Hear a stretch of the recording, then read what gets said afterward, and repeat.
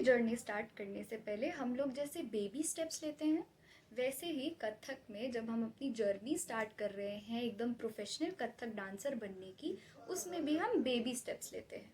और उन baby steps में हमारा जो एग्ज़ाम होता है वो प्रारंभिक का एग्ज़ाम होता है। तो मैं आपको बताने वाली हूँ कि प्रारंभिक का क्या सिलेबस होता है। पूरा जो सिलेबस का जो पीडीएफ है फ्रॉम प्रारंभिक टू विशारद द्वितीय, पूरा का पूरा मैंने डिस्क्रिप्शन बॉक्स में दे के रखा है। पूरा पीडीएफ आप डाउनलोड कर सकते हैं। तो मैं डिटेल में इसके बारे में बात करना चाहूँगी कि सिलेबस हम लोग कब तक ख़त्म करेंगे, कितने मार्क्स का होता है, कैसा होता है, सब कुछ। तो सबसे पहले हमारा जो शास्त्र का पेपर होता है which is theory. Theory part में आपका जो भी ये पेपर है प्रारंभिक का, ऐसे डरिएगा मत। प्रारंभिक का पेपर उतना मुश्किल नहीं होता है, स्पेशली थ्योरी। वो एमसीक्यू बेस्ड होता है पूरा, तो आप आराम से ये पेपर दे सकते हैं, कोई प्रॉब्लम नहीं होगी आपको। और ये पेपर शास्त्र का बस 10 नंबर का होता है, और जो आपका प्रैक्टिकल होता है, जो क्रियात्मक है, वो 40 नंबर का होता है। और डांस में जो प्रैक्टिकल है उसकी वेटेज ज़्यादा होती है देन थ्योरी, बट थ्योरी की भी नॉलेज इज़ वेरी इंपॉर्टेंट, वरना आप आगे सीखने में आपको प्रॉब्लम होगी, आगे करने में भी आपको प्रॉब्लम होगी। तो सबसे पहले हम शास्त्र की बात करते हैं। तीन ताल का परिचय। परिचय मतलब डेफिनेशन, तीन ताल क्या होती है। फिर दूसरा परिचय आपसे पूछा गया है कथक नृत्य। अब तीन ताल एक अलग चीज़ है और कथक नृत्य एक अलग चीज़ है, दोनों को मिक्स नहीं करना है। तीन ताल जो होती है वो तबले वाले भी सीखते हैं, जो गाने वाले हैं वो भी सीखते हैं, वो म्यूजिक का एक पार्ट है तीन ताल। बट कथक नृत्य है, हम तीन ताल जो है हम कथक नृत्य में ऐड करते हैं, वो हमारा बेसिक होता है। अब ये हमने परिभाषा सीख ली। फिर तीसरा आपका है खुद का परिचय, संस्थान का परिचय और आपके गुरु का परिचय। आप जहाँ से सीख रहे हो उसका परिचय, आप जिस संस्था से सीख रहे हो उसका परिचय भी होना चाहिए और खुद का भी परिचय होना चाहिए।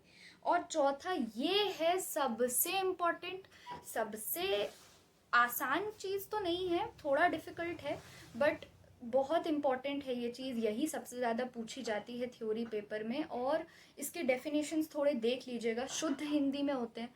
कभी कभी एमसीक्यू में आपकी पूरी परिभाषा दी गई होगी और बोला गया होगा कि ये कौन सा, ये क्या चीज़ है।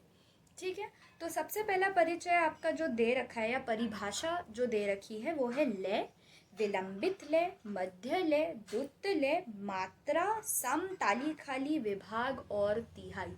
ये सबसे ज़्यादा इम्पोर्टेंट है, ये सबसे ज़्यादा आपको पढ़ाई की ज़रूरत है। अब हमने थ्योरी की बात तो कर ली, अब आते हैं हम क्रियात्मक में, जो हमारा प्रैक्टिकल है। प्रैक्टिकल में आपको तीन ताल का परिचय देना होगा, मतलब तीन ताल क्या होती है उसे पढ़न करके दिखाना, वो सब भी आप कर सकते हो। अगर आपसे पूछा जाए, इंटरव्यूअर पूछ रहा है आपसे, जो आपका इन्विजिलेटर है वो पूछ रहा है कि तीन ताल की परिचय बताओ, तीन ताल होता क्या है, तो आपको बताना पड़ेगा कि मात्रा कितनी होती है, विभाग कितने होते हैं। डरिएगा मत, सारी चीज़ें डिटेल में बात करेंगे, तो आपको स्ट्रेस लेने की बिल्कुल ज़रूरत नहीं है। दूसरा है तीन ताल का तत्कार। तत्कार मतलब फुटवर्क। ठीक है, तीन ताल को जब हम फुटवर्क में करते हैं उसे तत्कार कहते हैं। वो बराबर, दुगुन, चौगुन और तिहाई भी उसमें दिखानी पड़ सकती है। आपसे बोल दिया जाएगा कि तीन ताल को तत्कार में दिखाओ, मतलब फुटवर्क में आपको दिखाना है। फिर तीसरा जो सबसे इम्पॉर्टेंट है और जो आपको करना बहुत ज़्यादा ज़रूरी है, वो है 6 सादे तोड़े, 2 चक्रदार टुकड़ा और 2 तिहाई। यही सबसे ज़्यादा पूछा जाता है। अगर इंटरव्यूअर या जो भी आपका इन्विजिलेटर है वो पूछता है कि आप क्या दिखाओगे, तो आप ये सारी चीज़ें दिखा सकते हो, और फिर वो आपसे कुछ भी सवाल पूछ सकते हैं, उसी को बेसिस पे, उसी की चीज़ पे पूछेंगे। तीन ताल से ठेके का ताल लगाना। ठेके का ताल लगाना मतलब आप पैरों से जब तत्कार से तीन ताल को ठेके पे लगाते हो, मतलब आप तबले के साथ साथ अपने पैरों पे तत्कार कर रहे हो, उसे ठा की ताल लगाना कहते हैं।